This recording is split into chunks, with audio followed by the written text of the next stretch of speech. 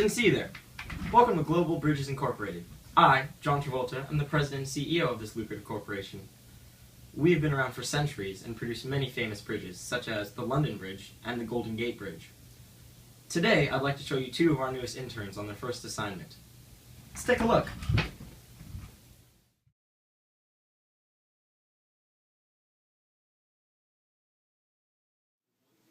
So the main goal of our bridge was to make it as light as possible while maintaining the strength. So we were trying to reduce the weight of the bridge, which would be the denominator, to have a larger load to weight ratio. And that was the main overarching concept that we were going with. Now, because all of the weight in the actual performance of this bridge is in the center, this is not realistic or applicable to a real bridge situation. So we couldn't just look up the best bridge designs necessarily, so we had to research a more relatable bridge that could redistribute this weight over the whole bridge and make use of the whole bridge even though the weight was all in the center. So we researched and found that the best bet we would have is to make a suspension bridge with the wires, or strings in this case, connected from the outer frame of the bridge to the center. So that was our original design going into this. All right. So we began our bridge with gathering materials at Walmart. The materials we began with were a 300 pack of popsicle sticks and kite string. We went through 3 different types of glues initially to find the right adhesive we wanted to use to glue the popsicle sticks together. So once we decided on the glue we wanted to use, we began constructing the posts needed for the suspension on either side of our bridge. We didn't know the exact length and amount of popsicle sticks we wanted to use for each post, so we tried many different variations of designs that we found online, and that's where most of our waste came from for the first good, I'd say, an hour or 2 of our project. Once we finished the posts for the suspension, all we need to do is lay the track and the foundation for the rest of the bridge, and we're done. But once we actually did finish the structure of the bridge, we realized that suspension just wasn't really going to work that well or be useful enough to be placed there.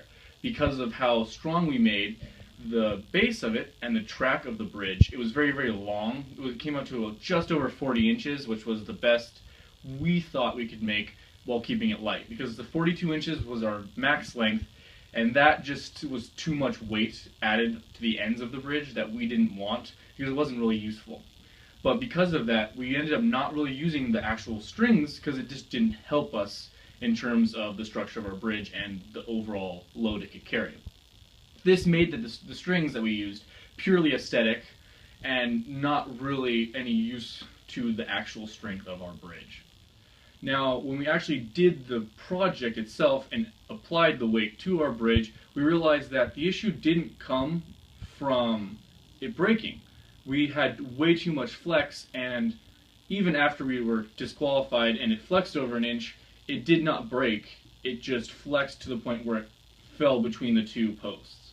And because of that, we concluded that we had some kind of issue in our joints rather than having just a weak spot in, let's say, our glue or adhesive or the structure necessarily, beyond the specific joints that flexed and did not keep their original frame. Keep going. Snap it. Kill it. What do you want? Keep going. Keep going. Destroy it. How is it? Hey! Oh! Still holding on. Still holding on. It's the trooper.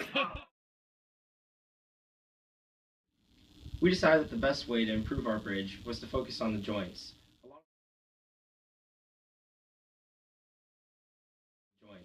A lot of our joints didn't correspond in length and popsicle sticks used, so we decided that if we focused on rebuilding the joints and making them identical, our bridge would have been a lot stronger.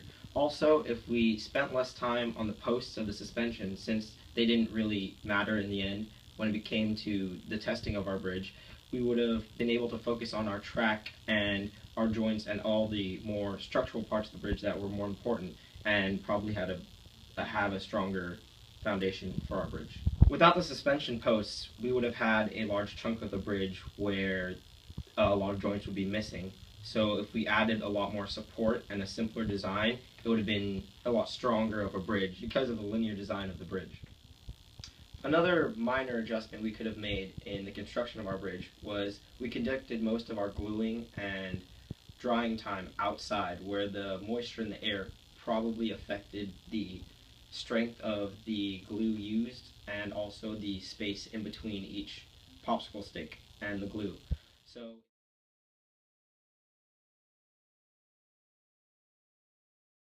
So if we conducted our construction inside rather than outside, it may have made our bridge a lot stronger than it was. As you can see, our bridge's mass was 0.725 pounds, and its length was 3.37 feet. The total cost of our bridge was only $2, because we only bought one box of popsicle sticks, very little glue, and the kite string we used was very minimal. The max load our bridge held was 27.875 pounds. This made the load to weight ratio 38.44 pounds. This made the load to weight ratio 38.44 pounds of the load to 1 pound of the bridge. The cost per pound load $0.07 to 1 pound of load. The cost per length as 49 cents to 1 foot, and the length density 2.15 pounds per foot.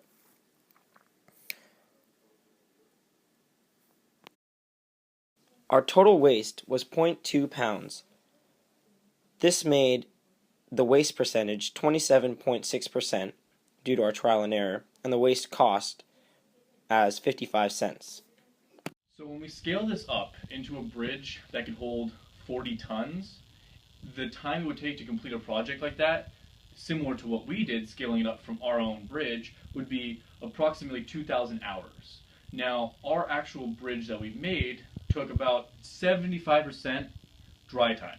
Now that's 1,500 hours dry time. Because of that, we don't actually have to necessarily pay a construction worker to do that, but we want to have someone keeping surveillance of this bridge and make sure that it's setting in correctly.